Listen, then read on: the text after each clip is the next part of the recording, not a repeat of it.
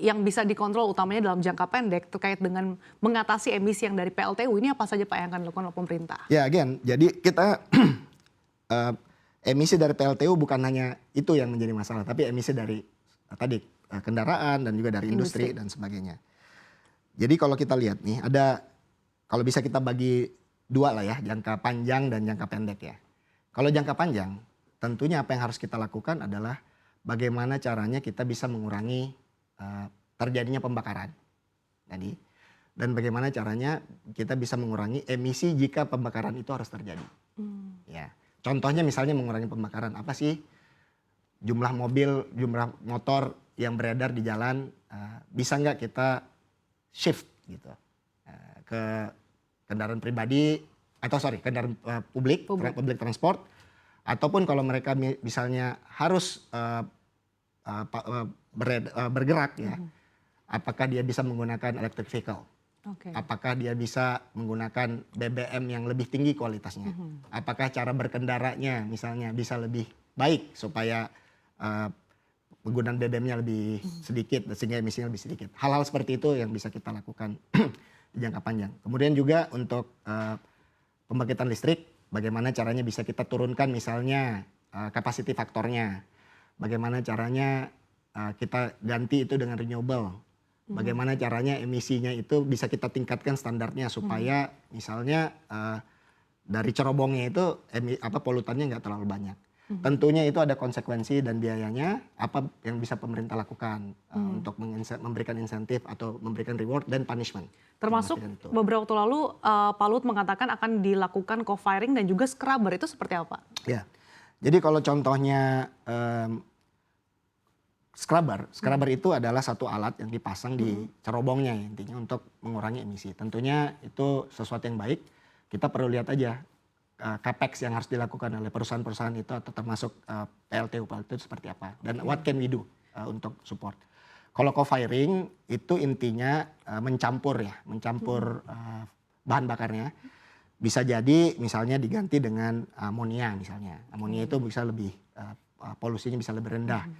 Karena kalau dicampur misalnya dengan biomass atau RDF gitu ya, itu dari sampah. Tentunya emisi CO2-nya memang secara sistem berkurang, tapi belum tentu polusinya berkurang juga. Oh begitu. Karena misalnya gini, kita bakar daun, itu secara CO2 mungkin relatively netral ya, in the long term. Karena kita membakar bukan fosil ya.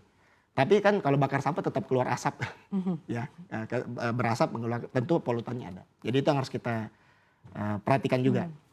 Kalau untuk scrubber tadi, apakah ini akan diimplementasikan untuk PLTU saja atau ini bisa dilakukan untuk industri, Pak? Harusnya bisa semua ya, kita lihat dulu. Jadi nanti yang kita akan lakukan, tentunya harus kita coba melakukan uji emisi yang lebih komprehensif dan lebih ketat. Dan jika misalnya terjadi pelanggaran, itu kita harus lihat juga apa yang mereka bisa lakukan tadi, misalnya pemasangan scrubber. Berarti sejauh ini pemerintah juga tengah menyiapkan kalkulasi dan juga menyiapkan insentif untuk perusahaan-perusahaan untuk melakukan co-firing dan juga scrubber. Yes, itu yang harus kita lakukan juga karena ini harus gotong royong ya. Kalau misalnya mereka harus berinvestasi lebih, tentu ada dampak biayanya. Dan apa yang harus kita bisa lakukan supaya ibaratnya industri kita, termasuk pembangkitan listrik kita, bisa tetap kompetitif ya. Dengan rencana pemerintah untuk menerapkan co-firing dan juga scrubber bagi perusahaan-perusahaan di tanah air, ini apakah akan dilakukan hanya di DKI Jakarta saja atau akan diimplementasikan ke seluruh PLTU di Indonesia? Ya, jadi tentunya tadi yang kita sampaikan untuk melakukan co-firing, untuk menambah investasi untuk scrubbers dan sebagainya, itu ada konsekuensi-konsekuensinya, termasuk konsekuensi biaya ya. Jadi mungkin akan kita coba lihat, kita tahu yang di Jakarta ini sangat-sangat urgent gitu ya. Jadi mungkin kita mulai dari situ sekaligus juga untuk sebagai studi lah apakah nanti ini efektif apa tidak. Dan nanti bisa kita lihat ya ke tempat-tempat lain tentunya. Lalu rencana untuk mempensiunkan PLTU Pak, apakah ini juga sudah menjadi pertimbangan pemerintah dalam jangka waktu dekat ini dan progresnya sudah sejauh mana? Ya, jadi tentunya memang kita punya rencana untuk jadi net zero ya. Jadi net zero dan salah satu caranya untuk mengurangi emisi adalah suatu ketika memensiunkan atau mengurangi capacity factor dari pembangkit-pembangkit listrik yang berbasis fosil, yang tentunya dalam hal ini PLTU ya terutama ya. Jadi saat ini udah ada beberapa project yang lagi di study oleh teman-teman gitu ya, dan ada beberapa kandidat lah yang kita lagi propose untuk melakukan namanya ETM ya, Energy Transition Mechanism.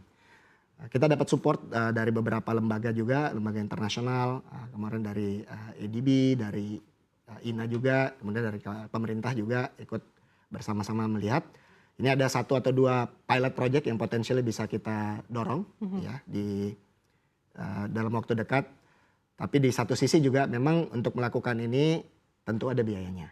Jadi intinya kita harus menghapus, kalau dilakukan early retirement berarti kan harus dihapus buku investasi ini di pemerintah. Nah ini bentuknya apa? Apakah biayanya, apakah kita bisa dapat support dari negara-negara yang sudah menjanjikan kita untuk mendukung, atau bentuknya pinjaman yang harus tetap kita bayar dan bisa menambah utang kita. Ini yang lagi kita juga coba pastikan agar benefitnya buat Indonesia bisa optimal, tapi kita juga bisa memenuhi komitmen kita untuk. Dalam jangka waktu dekat ini ada berapa PLTU Pak yang akan dipensiunkan? Saat ini kalau nggak salah ya, yang lagi dijadikan sebagai deal pipeline itu mungkin ada 2 atau 3 ya.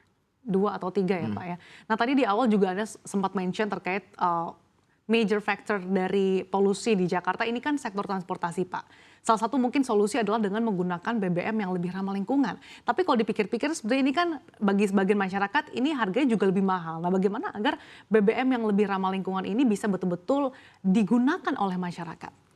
Ya, jadi kalau kita lihat dari sektor transportasi sebelum kita go to BBM ya. Jadi intinya kalau bayangan kita ada 3 hal yang perlu dan saling berkaitan. Yang pertama, bagaimana caranya supaya kita bisa mengencourage people tidak harus bergerak jauh. Ya. Jadi misalnya dia bisa tetap beraktivitas secara ekonomi, tapi dia nggak harus jauh. Nah, contohnya makanya nanti kayaknya kemarin Pemda DKI sudah menerapkan atau WFH 50-50 untuk yang non-essential workers. Karena memang ini berbeda dengan COVID. Ada kesamaannya dan ada sedikit perbedaannya. Baiknya, bagusnya adalah hari ini kita sudah tahu cara bekerja hybrid. 50-50 itu WFH kita udah biasa. Kita tahu bagaimana kita bisa beraktivitas tanpa harus ke kantor secara umum ya. Nah, kalau kita bisa melakukan itu tentunya kita bisa mengurangi penduduk kita bisa terpapar lebih sedikit terhadap udara yang saat ini terpolusi. Ya. Itu kan baik ya, karena kita harus melindungi teman-teman juga dari udara. Kalau COVID, orang ketemu orang. Kalau polusi, orang ketemu udara kotor kan. Nah ini yang kita perlu lakukan. Nah kalau misalnya demand untuk mobility-nya sedikit berkurang.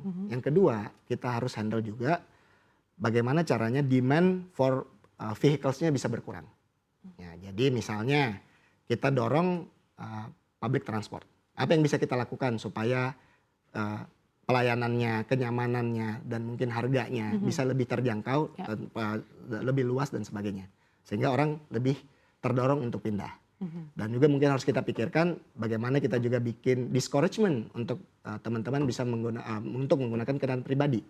Supaya orang bisa dipindahnya. 2 hal ya yang kita lakukan, push and pull-nya harus kita pikirkan.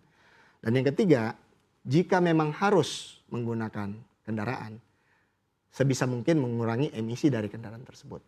Jadi kendaraannya bisa nggak kendaraan electric vehicle misalnya. Kebetulan saat ini pemerintah juga sudah punya program ya untuk mendukung EV. Misalnya 7 juta untuk orang yang ingin mengkonversi motornya ke motor listrik, itu dapat bantuan 7 juta rupiah. Yang kemudian kalau misalnya mau beli motor listrik juga 7 juta. Mobil nanti pajaknya akan kita kurangi. Jadi ini membantu. Nah baru setelah itu kita coba lihat juga dari yang menggunakan combustion engine. Ada nggak teknologi atau bahan bakar yang lebih ramah lingkungan. Nah